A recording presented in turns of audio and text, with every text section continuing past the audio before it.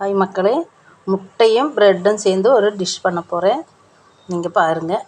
அதுக்கு உள்ளது 2 பெரிய வெங்காயம், 1 ஸ்பூன் குருமிளகு, ஒரு 2 பச்சை மிளகாய், ஒரு 4-5 கொத்து மல்லித்தழை மிக்சியில் போட்டுக்கலாம். மிக்சியில் போட்டதுமே ஒரே ஒரு அடி, நிறைய அடிக்கக்கூடாது, ஒத்த சுற்று.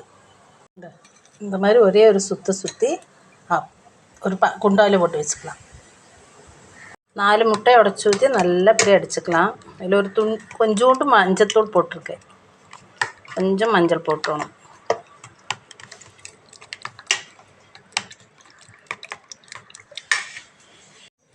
தோசை சட்டி அடுப்பு வச்சு கொஞ்சம் எண்ணெய் தடவிட்டு, எண்ணெய் ஒன்று சூடானதுமே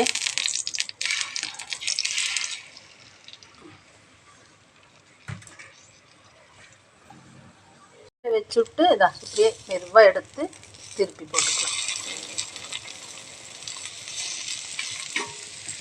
அந்த சைடும் வேகட்டும்.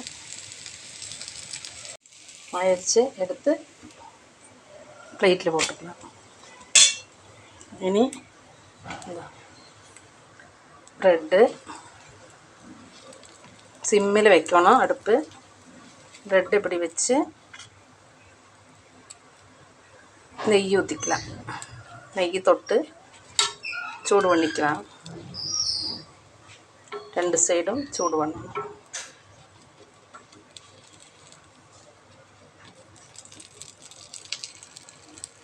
இது மாதிரி இதை எடுத்து ரவுண்டாக நடுசென்றாக கட் பண்ணி அப்படியே வச்சிடுறது. அதுக்கப்புறம் ரோஸ்ட் பண்ண ப்ரெட்டில்